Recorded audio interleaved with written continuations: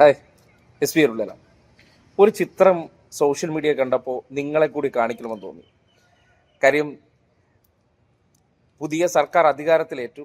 അധികാരമേറ്റതിന് ശേഷം തദ്ദേശ സ്വയംഭരണ സ്ഥാപനത്തിൽ കേരളത്തിൽ സംഘപരിവാറിനെതിരെ ഏറ്റവും ശക്തമായ നിലപാടെടുക്കുന്ന വ്യക്തിയെന്ന് ലീഗന്മാരെല്ലാം പറഞ്ഞുകൊണ്ട് നടക്കുന്ന KM ഷാജി ഇന്നിപ്പോൾ തിരുവനന്തപുരം നഗരസഭാ മേയറായിട്ടുള്ള VV രാജേഷ് അദ്ദേഹത്തെ കാണാൻ ചെന്നപ്പോഴുള്ള ഒരു ചിത്രം കാണാനിടയായി. ഇത് നോക്കിയേ, ബൊക്കേര അടിയിലൂടെ കൈയൊക്കെ ചേർത്ത് പിടിച്ച് നിൽക്കുന്ന ആ ഒരു സംഘപരിവാർ വിരുദ്ധത നോക്കണേ.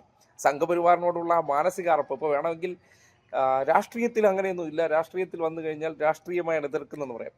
പക്ഷെ ഇങ്ങനെ പറയുന്നവർ അതിനെ നമുക്ക് മാനിക്കാം. പക്ഷേ ഇതിന് തൊട്ടു മുന്നേ ഇരുന്ന പിണറായി സർക്കാർ നിതിൻ ഗഡ്കരിയെയോ അല്ലെങ്കിൽ നമ്മുടെ പ്രധാനമന്ത്രിയായിട്ടുള്ള നരേന്ദ്രമോദിയൊക്കെ കാണാൻ പോയ സന്ദർഭത്തിൽ ഒരു ഗിഫ്റ്റ് കൊടുത്താലോ ഒരു ബൊക്കെ കൊടുത്താലോ എന്തോരം കഥകൾ പറഞ്ഞവർ, അവരുടെ ഊഷ്മള ബന്ധത്തെക്കുറിച്ച് പറഞ്ഞവർ. ഇതിൽ നോക്കിയേ, ആ ബൊക്കെ കൊടുക്കുമ്പോൾ അടിയിൽ കൂടെ രണ്ടുപേരുടെയും കൈ ചേർന്നിരിക്കുന്നുണ്ടോ, ജോയിൻ്റായിരിക്കുന്നുണ്ടോ? ആ ജോയിൻ്റായിരിക്കുന്നതിൽ ലീഗിന് സംഘപരിവാറിനോടുള്ള അതൃപ്തി എത്രത്തോളം ഉണ്ടെന്നും KM ഷാജി എന്നൊക്കെ പറഞ്ഞാൽ ഡയലോഗ് അടിക്കുന്നതിനപ്പുറം അന്തർധാരയിലൂടെ അവർ തമ്മിൽ മാനസിക അടുപ്പമുണ്ട് എന്നതിൻ്റെ തെളിവായിട്ട് വേണം കാണാൻ.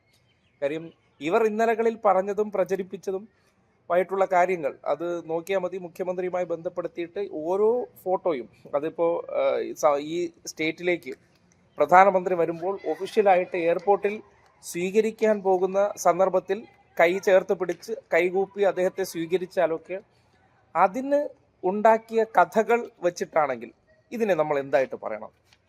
വലിയ ലോഹ്യത്തിൽ പോകാൻ തന്നെയാണ് തീരുമാനം. നമ്മൾ തമ്മിലിപ്പോൾ പഴയ പോലെ ശത്രുക്കളല്ല, നമ്മളിപ്പോൾ ബഡാ ദോസ്തുക്കളാണ്. അത് ഓർമ്മ വേണം. ഞങ്ങൾക്ക് തിരുവനന്തപുരം കോർപ്പറേഷൻ അറിയാമല്ലോ, നമ്മൾ SUC ആശയിറക്കി നമ്മൾ പിടിച്ച് അങ്ങോട്ടേക്ക് സമ്മാനം തന്നു. തിരിച്ച് നമുക്ക് തിരുവനന്തപുരത്ത് പല സഹായങ്ങളും അങ്ങോട്ടും ഇങ്ങോട്ടും ചെയ്തതാണ്. അപ്പോൾ ഒരു അണ്ടർസ്റ്റാൻഡിങ് പോകണം എന്നതിനെ സംബന്ധിച്ചുള്ള ആ ഒരു സന്തോഷവും ചിരിയും രണ്ട് ശത്രുക്കൾ തമ്മിൽ കണ്ടതാണെന്ന് തോന്നുന്നു.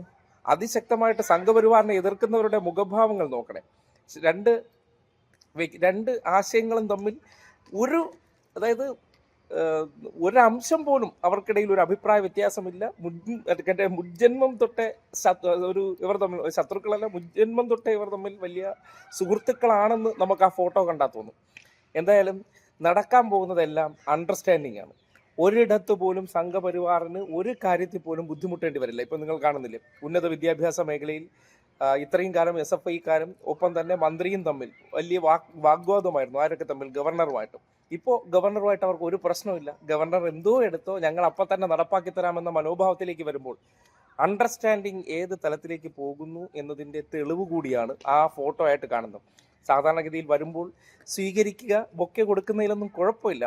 പക്ഷേ ആ ചിരിയിലൊക്കെ എന്ന് പറഞ്ഞാൽ എവിടെയെങ്കിലും നമ്മുടെ ശത്രുതയായിട്ട് കാണുന്ന ഒരാൾ, അല്ലെങ്കിൽ തിരുവനന്തപുരം കോർപ്പറേഷൻ BJP അധികാരത്തിൽ വന്നുപോയത് കൊണ്ട് അതിൽ ഏതെങ്കിലും തരത്തിൽ അസംതൃപ്തി ഉണ്ട് എന്ന് KM ഷാജി കണ്ടപ്പോൾ തോന്നുന്നു.